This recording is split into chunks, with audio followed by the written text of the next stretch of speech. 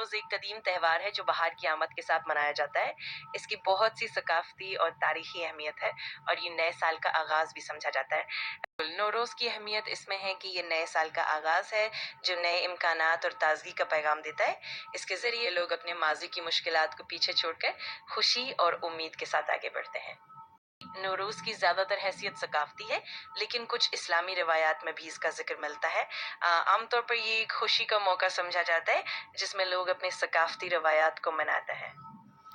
اس دن عام طور پر لوگ صفائی، خیرات اور اپنے عزیزوں سے ملنے جلنے کا اہتمام کرتے ہیں، اور وقت تحویل اس لیے کہا جاتا ہے کیونکہ اس میں ایک موسم سے دوسرے موسم میں منتقلی ہوتی ہے جو ایک نئے آغاز کی علامت ہوتی ہے۔ کچھ اسلام خصوصی دعا کرنا، اپنے گناہوں کی معافی مانگنا اور خیرات دینا شامل ہو سکتے ہیں۔ اس کے ساتھ ساتھ اپنے اہل خانہ اور دوستوں کے ساتھ اچھے تعلقات کو مضبوط کرنا بھی بہت فائدہ مند ہوتا ہے۔ وقت تحویل پر اکثر دعائیں تحویل سال پڑھی جاتی ہیں جس میں اللہ سے خیر، برکت اور مغفرت کی درخواست کی جاتی ہے۔ اس کے ساتھ صدقہ دینا، اپنے گناہوں کی معافی مانگنا اور دعا کے ذریعے اپنے دل کو پاک کرنا بھی بہت اہم ہے۔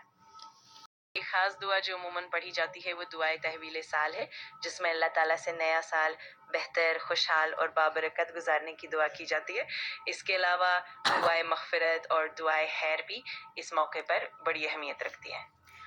پاکستان میں اس کا وقت عام طور پر موسم بہار کے آغاز کے قریب ہوتا ہے جو عموماً 20 مارچ کے آس پاس ہوتا ہے۔ اس دن دن اور رات کا توازن بدلتا ہے اور یہی وقت تحویل کہلاتا ہے۔